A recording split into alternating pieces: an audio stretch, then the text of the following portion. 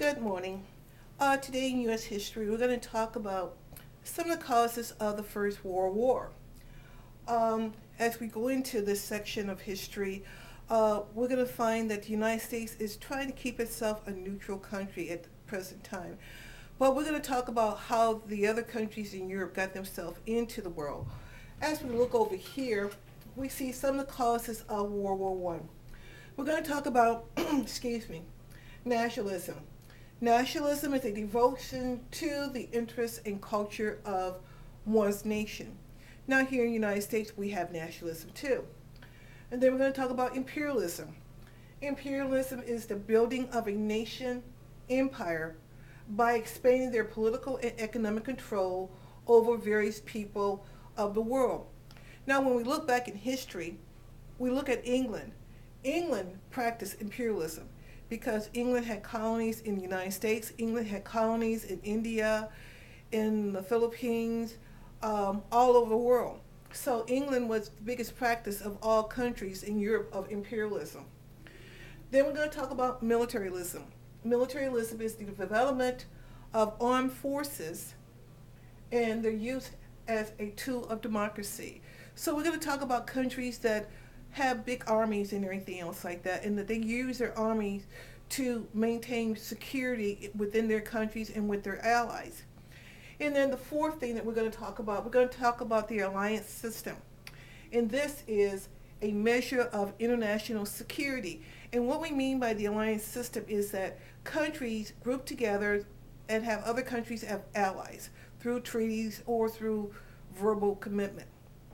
And these countries are committed to one another in case something happens and they need to come and help this country protect their borders or help them out of a security situation.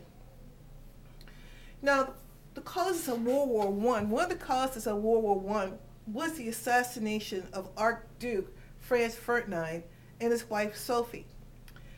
They were shot by a Serbian nationalists belonging to the Black Hand group who promoted Serbia nationalism. Okay, Serbia was a country, but Serbia came under the umbrella per se of the Russian, and they wanted independence. So there was very nationalism about their countries and everything else like that. And Austria and Hungary sort of controlled them right along with Russia. So with the assassination of the Archduke and his wife by a Serb, naturally this is going to cause conflict between Russia, Austria-Hungary, and Germany. Right over here we talk about the imperialism problem of it. The problem that we had with the imperialism with this is that various countries supply European countries with raw material and market manufactured materials. So there was another problem. Then we give here to the militarism. With militarism, at this time, the strongest country in Europe was Germany at this time. And Germany was a part of the Triple Alliance. The Triple Alliance consisted of Germany, Austria-Hungary, and Italy. Then we have what we call the Triple Alliance. Germany, Austria, Hungary, and Italy. The triple entry was France, Britain, and Russia. Now we see that the United States is not even among these as allies to either of these countries. So we're in a form right now of neutrality. We have no allies whatsoever with any country. We trade with them, but we are neutral when it comes to them fighting their wars and everything.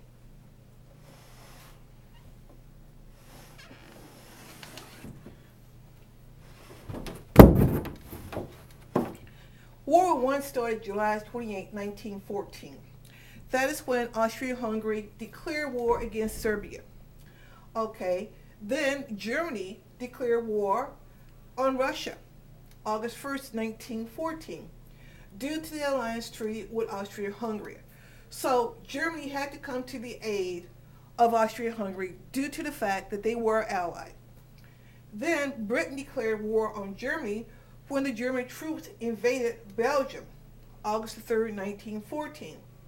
And at this time, France also in the war as an ally of Britain and Russia because they were allies. And within their treaty was that if one country went into war, the other allies would come to their defense.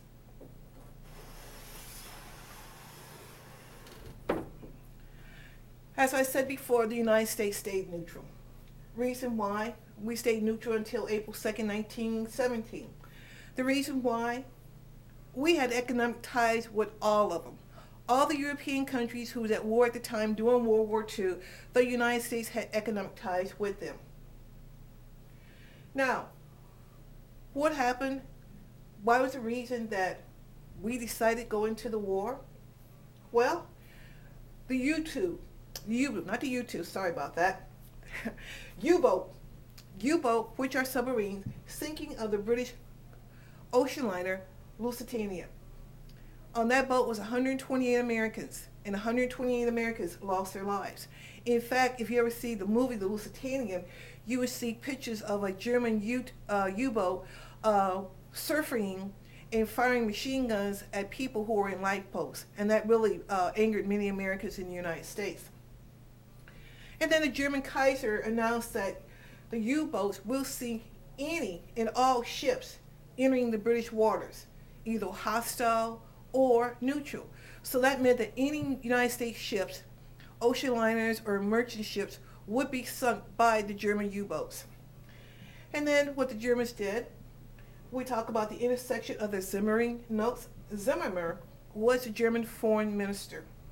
And what he did was he wrote a note to the German ambassador in Mexico, proposing an alliance with Mexico between Germany and Mexico.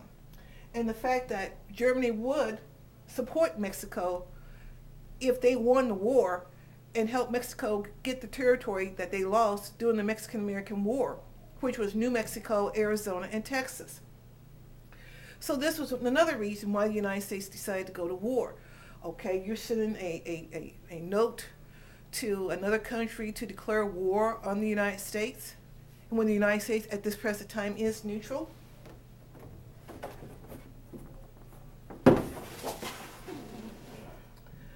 Then the sinking of 4 unarmed merchant ships. When they sunk, the U-boats sunk the 4 merchant ships. At this time, we lost 36 American lives.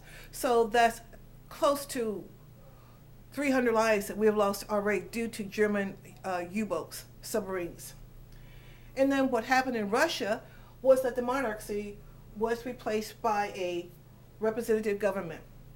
And the supporters of the American going into war called and said this was a war of democracies against brutal monarchies. Now we have to remember also as we talk about history that the fall of the Russian monarchy in later years brought about communism into the world. In April, Congress passed a resolution entering the Americans into World War I. This ended the American neutrality. So here we are in 1917 in World War I, going to Germany to fight. Also at this time, Japan had entered the war on the side of Germany and Austria-Hungary. And people wonder, why was Japan in the war? If we think back in history, does Japan have natural resources? No, Japan does not have any natural resources. So we look back when we talked about imperialism, we're going to see that Japanese entered the war under imperialism because they needed natural resources. So if the alliance won, then they would be able to control all the countries that they had captured in order to get mainly natural resources.